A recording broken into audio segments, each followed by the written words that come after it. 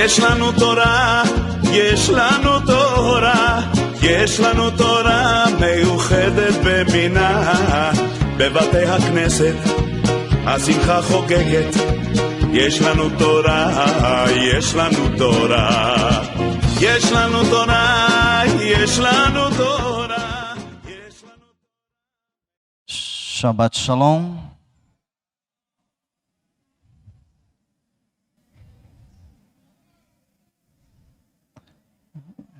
Louvado seja o Senhor Todo-Poderoso, que nos deu o privilégio de estarmos aqui. Amém? Eu creio que será um estudo pequeno. Essa paraxá, assim como todas as outras, é muito rica. Ela aborda um assunto muito interessante que eu podia ter me aprofundado nela, mas eu tenho um problema muito grave comigo, que eu amo escatologia, e isso me traz muito prejuízo, porque na hora de eu olhar para uma paraxá igual essa, a minha tendência para a escatologia vai muito forte. Então eu poderia ter abordado sobre a lei kasher, né? Sobre os alimentos kosher, porque está justamente nessa paraxá, não é isso? Lá no capítulo 15, de 11 de Vaikra, que fala das nossas leis alimentares, que é muito importante. Tem pessoas que ainda não conseguiram se abster dos alimentos que são incompatíveis com a nossa emuná, mas se você já conseguiu, é uma grande brahá. Continue lutando para vencer essa barreira aí do alimento, tá bom? A lei alimentar, ela será vigente enquanto existir ser humano na Terra. Então vamos lá, Shemini. A paraxá que eu mais amo, sabe? É linda essa paraxá. Ela é toda criptografada, toda codificada. É linda. É a 26ª porção do nosso calendário lunar. Shemini, no hebraico, significa oitavo. É um número profético. Todos os números são proféticos, não é? Porém, o 8 em especial, ele tem um peso tremendo. Eu vou fazer um trocadilho, né? O 8 é tão forte, mas tão forte que ele é eterno, né? Porque 8 no hebraico significa eternidade. Então, a eternidade. Livro de Vaikra, Levítico, capítulo 9, versículo 1. Vamos passar por Yeshayahu, profeta, 33, 20. E vamos lá em Kefa. Primeira Kefa, capítulo 3, versículo 20. Vamos ver o que o Senhor... Não é só... A gente brincou a semana passada, né? Que em Purim o Eterno aparece mascarado, escondido. Só que ele coloca muitas coisas mascaradas, escondidas em todos os versículos, em todas as linhas, em todos os textos. E eu não sei se a maioria de vocês gostam, tá? Tem gente que prefere um estudo mais técnico, mais teológico, cada um gosta de uma vertente. Eu amo interpretar aquilo que não se vê logo que se passa os olhos nas linhas. Eu gosto de estudar muito Sod, né? A terceira camada de interpretação profética dos textos. É uma das áreas que eu mais amo. Então eu gostaria de mostrar para vocês a riqueza que tem um versículo. É muito além da nossa imaginação ou da nossa compreensão. E essa riqueza nós temos que trazer para nós, porque pode ser transformada em bênçãos, em maravilhas em nossas vidas, quando você interpreta e faz uso dessa interpretação. Ok? É a mesma coisa de você ter uma máquina muito poderosa, mas não saber ligar ela. Então você sabendo ligar, sabendo os dispositivos, você vai poder fazer o uso dessa máquina. Então, eu acredito que o que vocês vão ver nos versículos não é algo extraordinário. Eu não fui lá na última camada de interpretação. Amém. Então vamos em frente. A eternidade. Vamos entender um pouquinho o que a Parashá Shemini quer dizer com o oitavo, com o 8. Está escrito assim em Vaikra, capítulo 9, versículo 1, que é logo o primeiro versículo, o primeiro pasuk, o primeiro versículo do capítulo 9. Está escrito: no oitavo dia, Moshe chamou Aharon e seus filhos e líderes de Israel. Entenda que coisa interessante, né? O Eterno começou, ele começou a construir todas as coisas no quinto dia, não foi? Não foi? Não? Qual foi o primeiro dia da criação?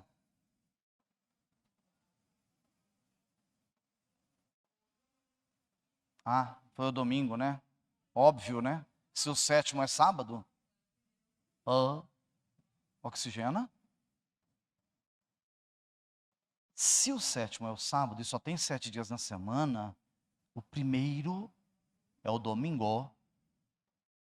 Então, no domingo, que nós fazemos culto aqui, que na verdade é na segunda, que passou às 18 horas, domingo ele é coroado com 10 coroas. Não é um dia que você se descarta simplesmente e fala, não, esse dia é romano. Não.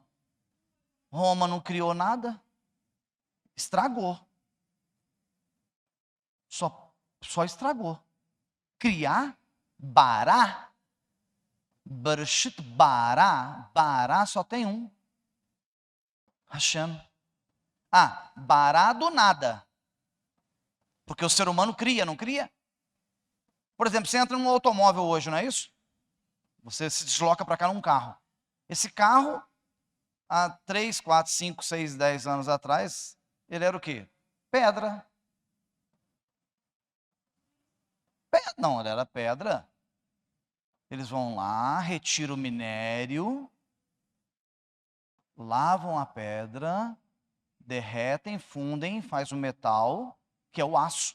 O aço não vem do espaço, vem do chão. Então o homem cria. Façamos o homem à nossa imagem e semelhança. O homem cria. A diferença do que o homem cria para o que Deus cria é que o bará, o criar de Deus, é único, porque ele cria do nada. Faz vir à existência o que não existe, através do poder da palavra. Ei, se nós tivéssemos esse poder, hein? A gente já não se suporta. Tem hora que você faz um desenho bonitinho, você fala, sou o cara, ó, coisa linda que eu fiz um desenho, rabiscou lá. Imagina se você tivesse o poder da palavra e falasse assim, uma Lamborghini agora. Tanque cheio. Rapaz, isso é só o Eterno que tem. Nós não. Nós temos que pegar o minério, derreter a pedra, fazer o aço, prensar, pôr nas prensas de altas toneladas para abrir os vergalhões em placas de aço, para cair para bitola de 3 milímetros, 4 milímetros, 2 milímetros, 0,9 milímetros, 0,7, para fazer a lataria de um veículo, fazer ferramentaria, prensas excêntricas para prensar as chapas, para aquilo ser moldado e virar um carro. Aí vem toda a parte de plástico, borracha, alumínio, tecido, criado pelo homem, mas a partir do que já existe. Então vamos lá, partindo desse princípio, o Eterno ele brinca, né? Eu digo que ele brinca. Se tem 7 dias, ele começa a Vaikra dizendo, e no 8º dia, ele está brincando, né? Porque só tem 7 dias da semana. Então ele está falando sobre outra coisa. Se fosse dia, ele diria no domingo, na segunda, na quarta, o 15º dia do mês, como ele fala das festas, ele colocaria números. Ou seja, especificamente falando, não é? Não, mas ele chega e fala, no 8º dia, Moshe chama Aharon. E Aharon chama seus filhos, e os seus filhos chamam os líderes de Israel. Então existe um segredo aqui. Vamos entender um pouquinho mais sobre isso. Oitavo, na linguagem... Não, pode continuar aí. Oitavo, na linguagem espiritual, olha lá. Oitavo corresponde ao tempo transcendente. Deixa eu traduzir para você. Quando o Eterno diz a Moshe, Moshe, no oitavo dia, Moshe já, cabalístico. Moshe sabia cabala, sabia os códigos todos, sabia interpretar todos os códigos. Quando o Eterno fala para ele, Moshe, no oitavo dia eu quero que reúna os filhos, Aharon, seus filhos, com os líderes de Israel. Moshe já captou assim, pá, isso é para agora, mas é dual, e é para depois. Isso é para agora, mas o Senhor está falando do Apocalipse, Ele está falando do depois. Então o Senhor começou a falar comigo agora numa linguagem transcendental, além que transcende o material. Ele está falando comigo com algo que passou além dos limites humanos, naturais. Ok? Limites humanos, construir o carro. O que transcende, bará, fazer do nada. Então, o oitavo significa que corresponde ao tempo transcendente, além do material, além desse que você consegue alcançar os seus olhos. Oitavo significa superior à ordem da natureza, está além deste mundo, sai do mundo inferior, que é esse mundo que você vive, que nós vivemos no mundo mais inferior que existe da criação. Nós somos chamados de os mundos inferiores. A classe mais baixa que existe da criação é onde nós vivemos. É por isso que aqui é muito contaminado. É por isso que aqui tem sopros contaminados, que é conhecido aí numa linguagem cristã como demônios. Ok? Porque a classe, o nível espiritual aqui é muito baixo. Oitavo também significa a revelação divina ilimitada.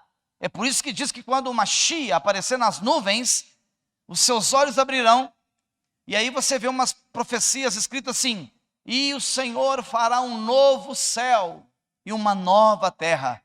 Aí dá-se a entender, quem lê esse versículo literalmente, que Deus vai pegar esse céu aqui, vai sumir com ele e vai construir um céu novo lá em cima. Não. É transcendente.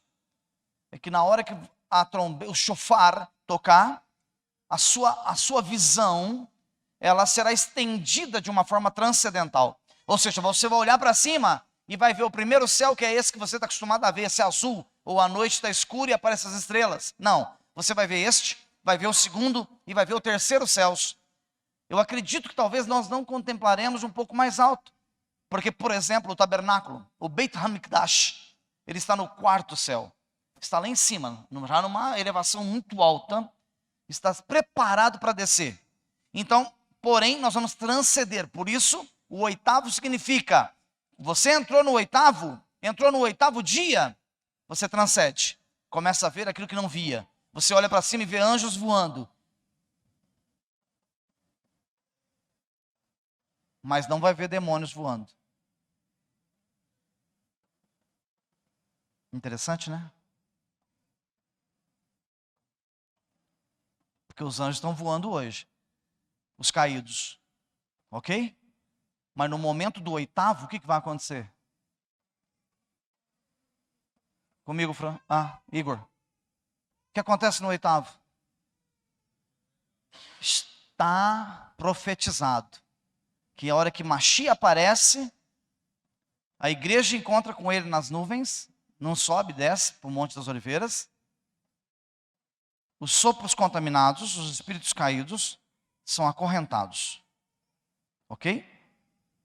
E são lançados num abismo. Por quase 1000 anos. É por isso que a sua visão, quando olhar para os céus, você vai ver anjos. Você vai ver os exércitos angelicais. Mas não vai ver os demônios voando aqui em cima, porque já vão estar acorrentados. Oitavo significa acima das limitações humanas, que é tudo isso que eu acabei de falar aí para cima, né? Chamou é uma convocação. Oitavo,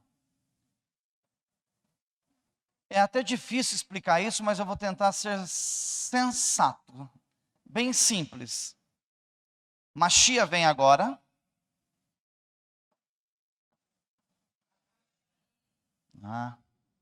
Mashiach vem agora. Amém. Talvez a semana que vem, o mês que vem, talvez hoje, talvez daqui a 1 ano, talvez daqui a 5 anos, mas ele está vindo. Já estamos ouvindo os seus passos. E acontece que assim que ele vier, ele dá início ao chamado milênio, 1000 anos. Os demônios são acorrentados. A humanidade começa um novo ciclo. Alguns escaparam. Os salvos com o corpo transformado encontra com ele nas nuvens, desce o Monte das Oliveiras, atravessa o Vale de Josafá, entra pela porta leste, casa-se com o noivo na entrada do portão leste, do nascer do sol. Naquele momento ele nos capacita para que se cumpra aquela profecia que está escrito: e vocês serão Kohanim do rei, sacerdote real. E também cumpre-se mais uma profecia que está escrito: e ele escreverá em vossos corações a sua Torá. Você não precisa mais abrir os livros. Você vai saber todos os versículos de cor. Isso é milênio. Então você vai para as nações falar de Torá. Porque vai sobrar uns gatos pingados depois da grande tribulação. E nós, que sairemos ilesos da grande tribulação, Baruch Hashem, assim como está profetizado, vamos trabalhar como sacerdotes, levando a Torá, o concerto.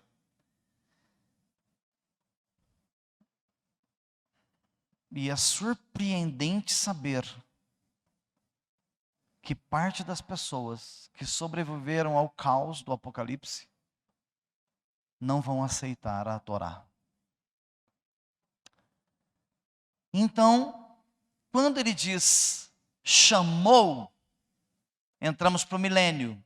Eu estou tentando explicar só a palavra chamou agora.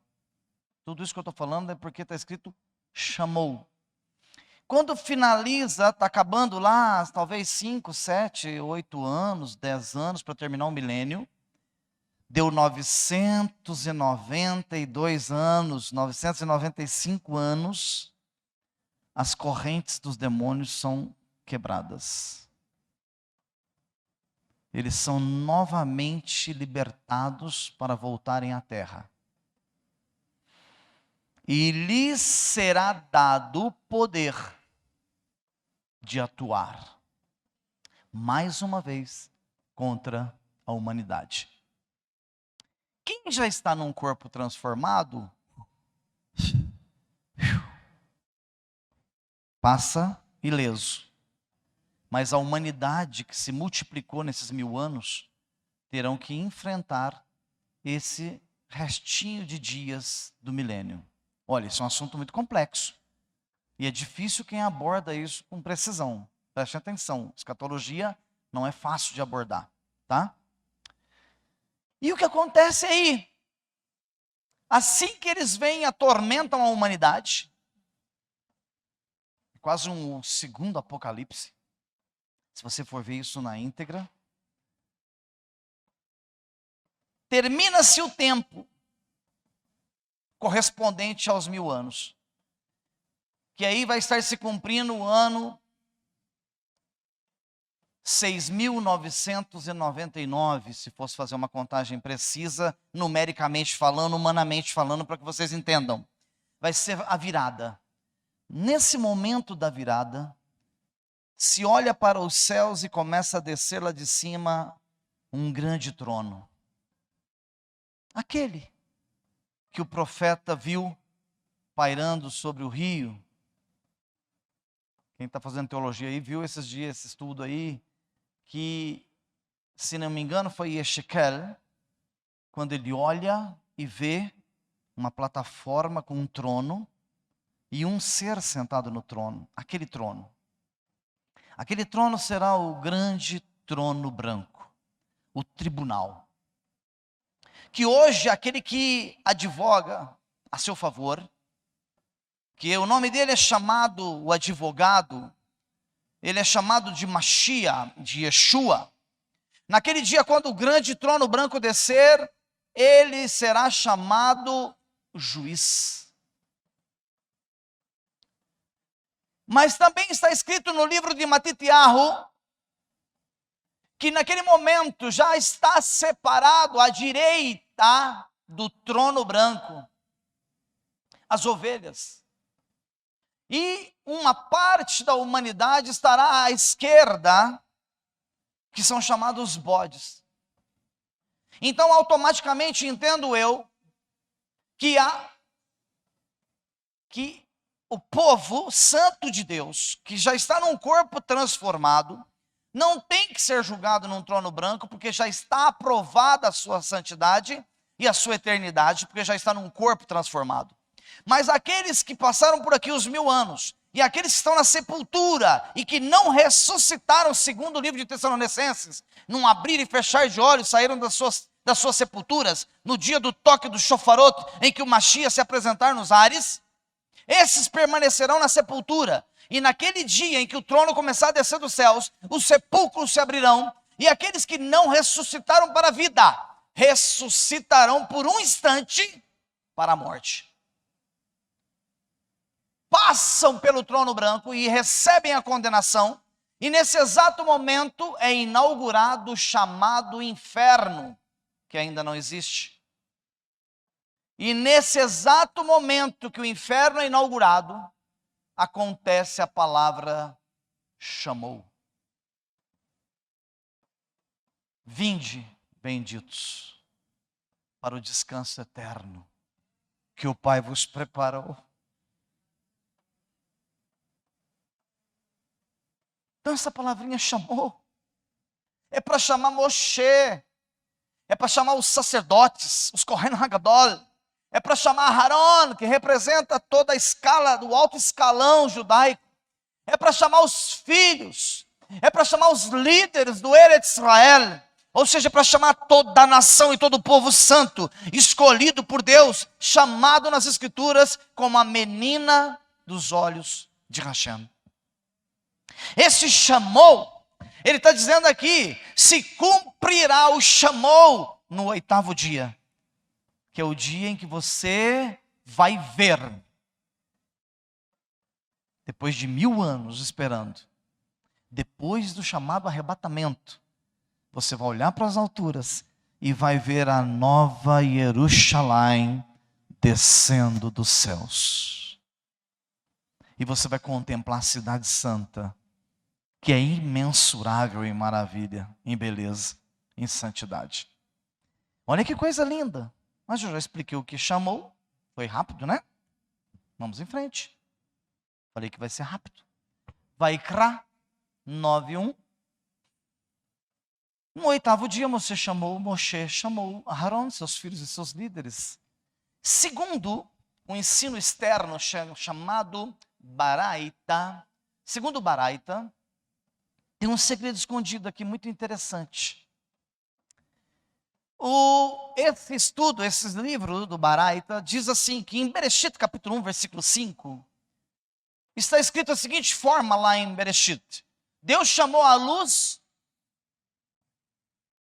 e as trevas, chamou a luz dia, e chamou as trevas noite. E foi Yahri tarde, e foi manhã, errado, o dia único. Nós já explicamos aqui que é um dia que não tem conta, que não tem medida, que não tem tamanho, que foi o dia único, o dia primeiro, ok? Então o que diz Baraita? Baraita diz o seguinte, que o contexto que está escrito em Vaikra, capítulo 9, versículo 1, que está escrito, e aconteceu, foi o que foi lido hoje pelo Olê, estava escrito assim, o que leu aqui hoje, que o Olê leu, Morevan Blay leu hoje aqui, no 8º dia. Mas se nós formos pegar textos mais próximos dos originais, vai estar escrito assim: e aconteceu, vai rir, no 8º dia. Moshe chamou a Aharon, seus filhos e líderes de Israel. O que quer dizer isso?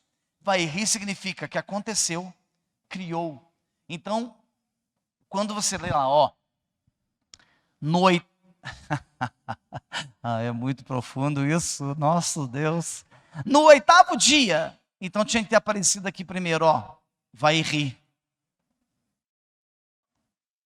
Quando o Senhor cria a eternidade, o Shemini.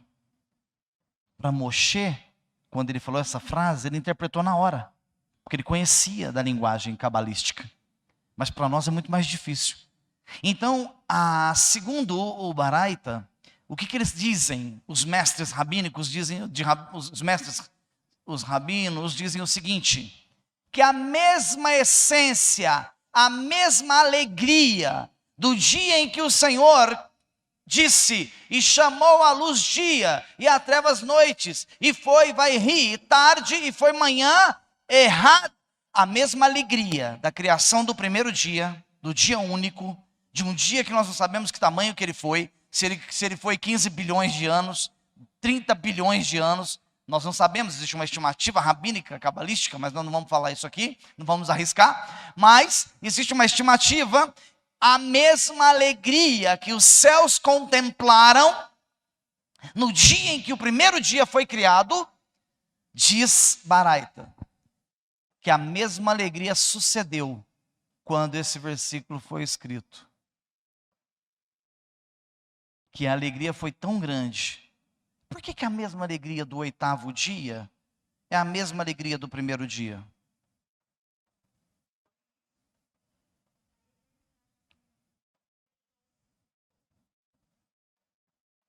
Raciocina. Ó. Pensa. O 8º é o primeiro.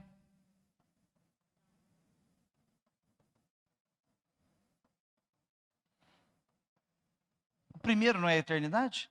Ele não gastou 15 bilhões de anos para construir? Não era um âmbito eterno? O 8º ele está dizendo, terminou o ciclo, vamos voltar para o errado.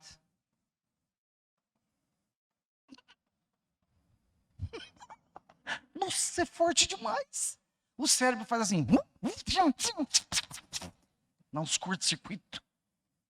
O 8º é nada mais, nada menos que a eternidade que ele já vinha criando lá atrás. Rodou. Voltou lá no dia 1. Por isso que a alegria, o vai rir, acontece nos dois pontos. Porque é profético, é codificado. O Eterno está falando a mesma língua.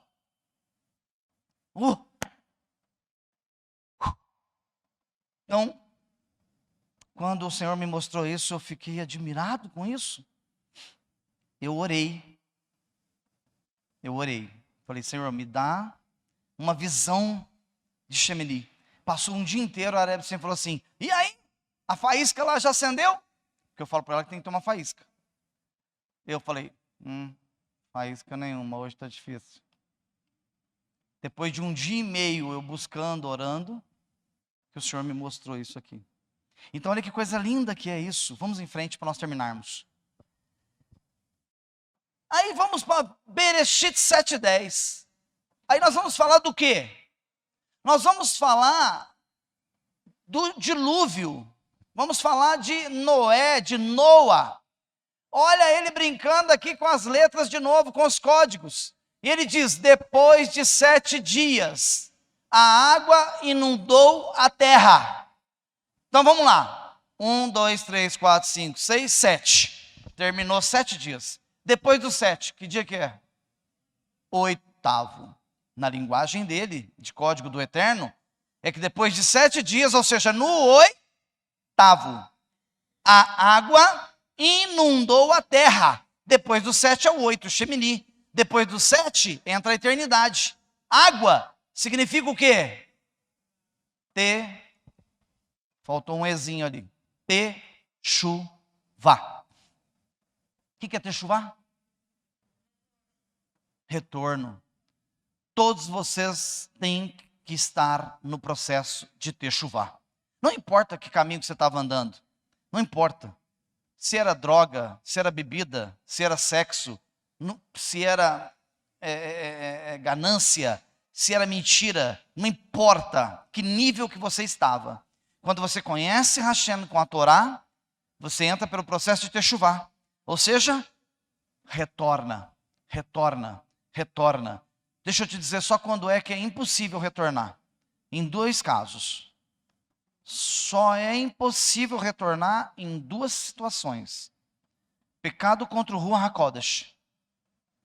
Você pecar contra a Torá.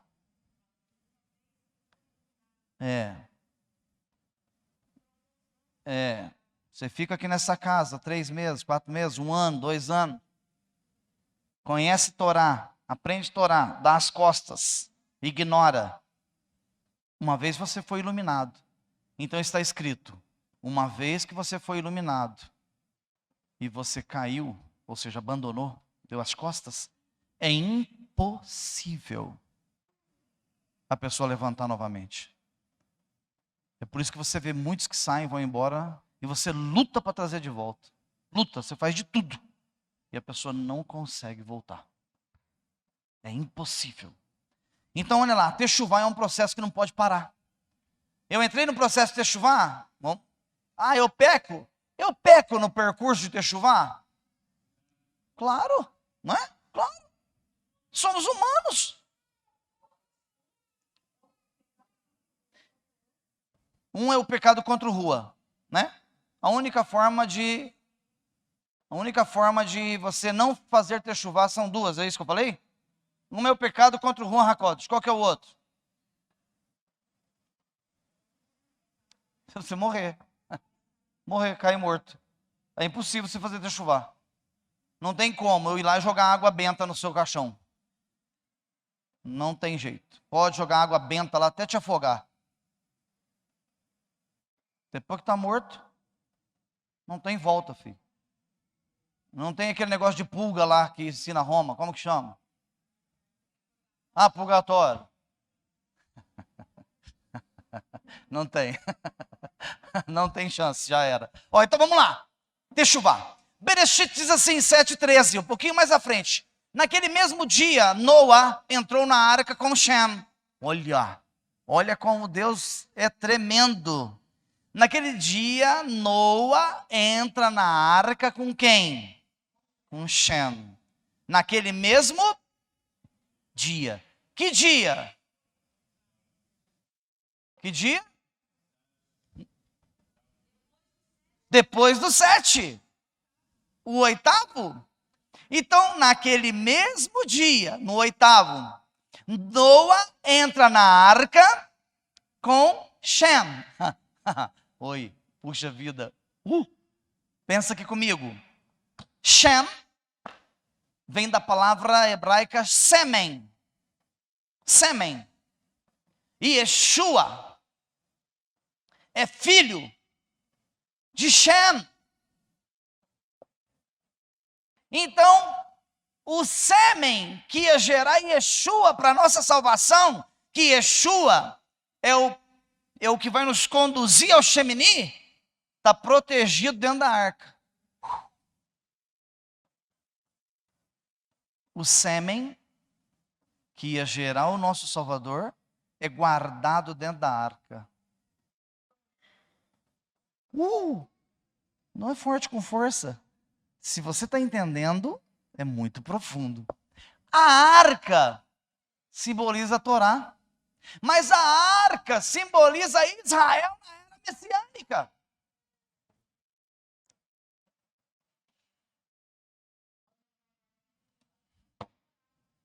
Na era messiânica, Israel vai ser a arca que vai guardar o Shem.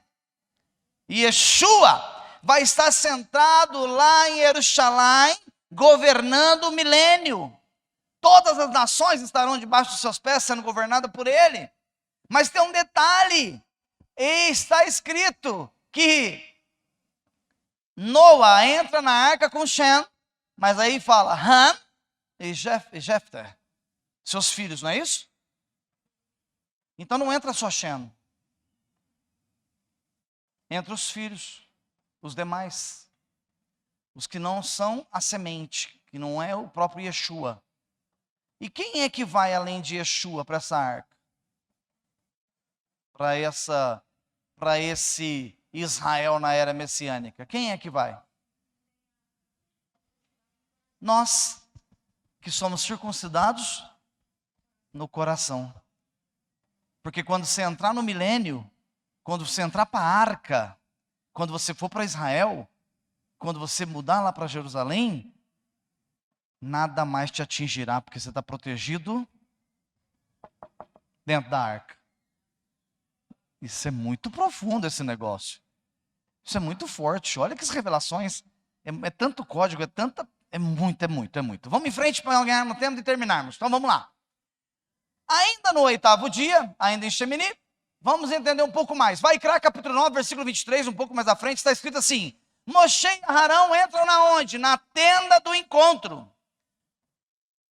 Saíram e abençoaram o povo. Então a glória de Adonai apareceu a todo o povo.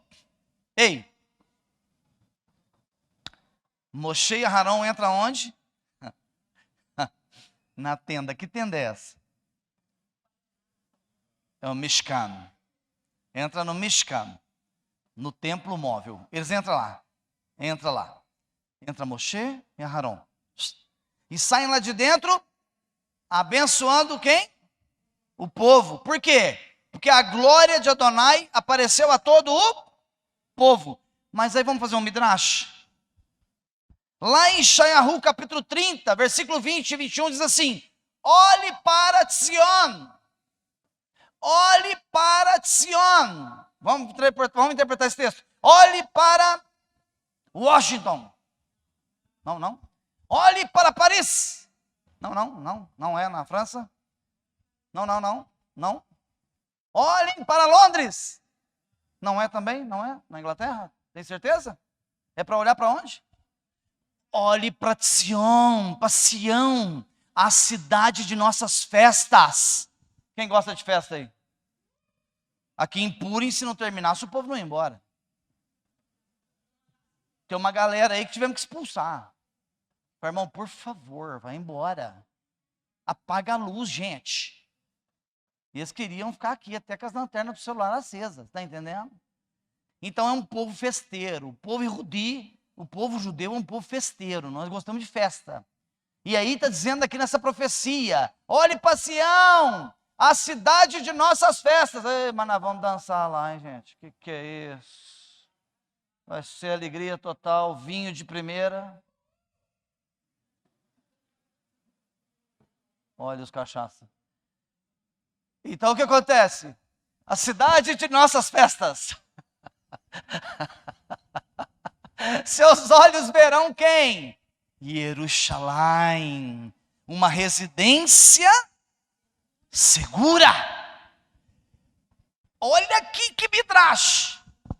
Uma tenda que não será removida.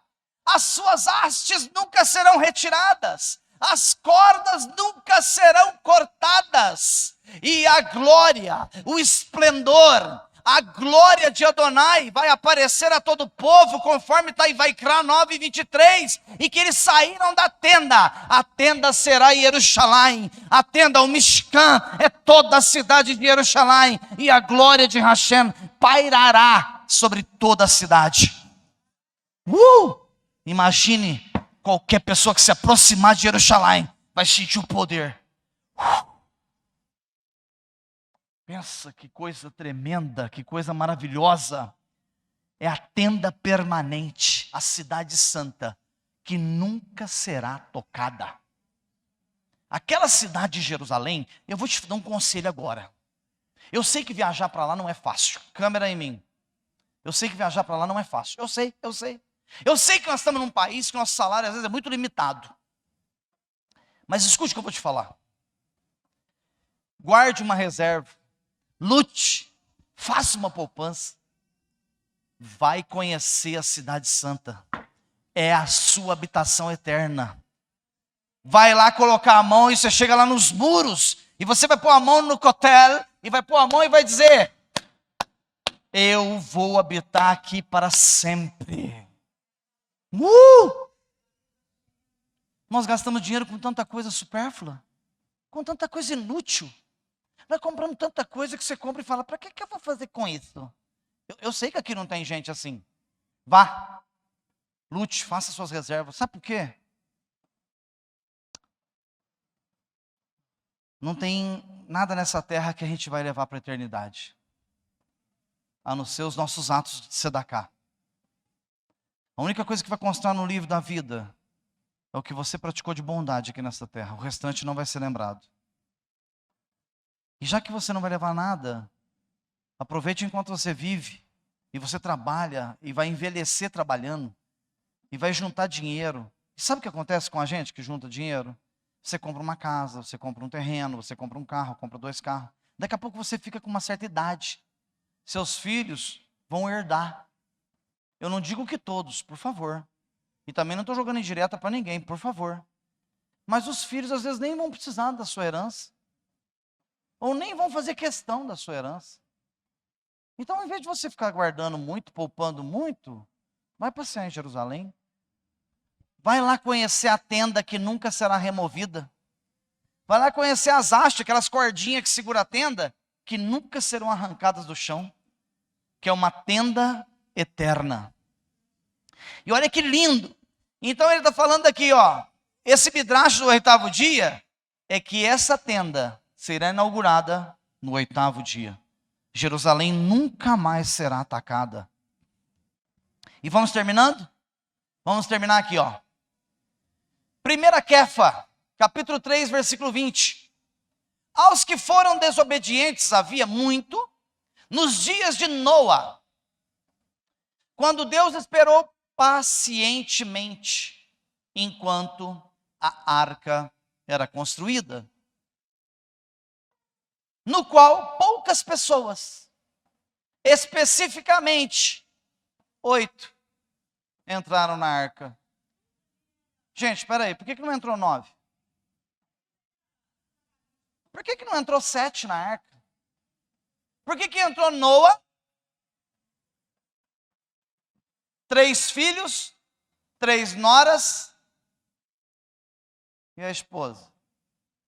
Por que entrou 8? Porque a arca está reservada para o 8º dia. A arca é a casa de Israel na era messiânica, não é? Agora, escuta algo aqui que passou e você não viu.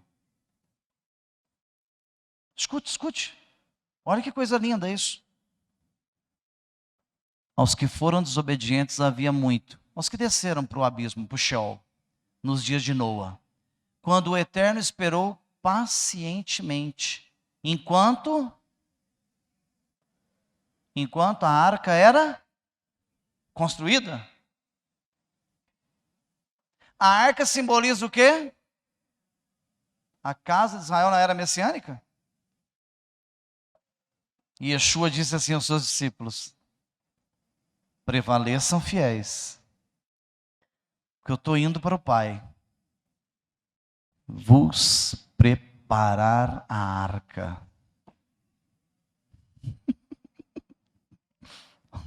Forte demais. A arca era quase quadrada. Se você pegar a metragem cúbica dela, você vai ver. E a cidade santa é quadrada. Nós podemos dizer que ela é uma arca. Então ele está dizendo aqui, quando Deus esperou pacientemente, enquanto a arca era construída, e Yeshua pega e diz: eu vou vos preparar lugar. Deixa eu traduzir melhor. Eu vou vos preparar a arca, e quando ela estiver pronta, eu virei e os buscarei para mim, para que onde eu estiver na arca, Israel, vós estejais também comigo. É bonito? É lindo? Isso está escrito na Brit Hadashah. Nos dias da vinda de Yeshua, será como nos dias de Noa. O que está escrito lá no livro de Matitiahu? Comiam, bebiam, casavam e davam-se em casamento. Até o dia em que Noa entrou na arca e não o perceberam. Até o dia em que o povo de Israel entrar para a terra prometida. E pode ser que o restante da humanidade não o perceberam. É lindo isso? Amém? Baruch Hashem. Que o Santo Todo-Poderoso, aquele que vive e reina para todo sempre, seja convosco, vos guarde, vos abençoe. E aguardo vocês amanhã na live, em nome de Yeshua HaMashiach. Yevarecha Adonai veishimerecha, Yaev Adonai panamelecha viunecha, Issa Adonai, Adonai panavelecha, veasem lecha, Shalom.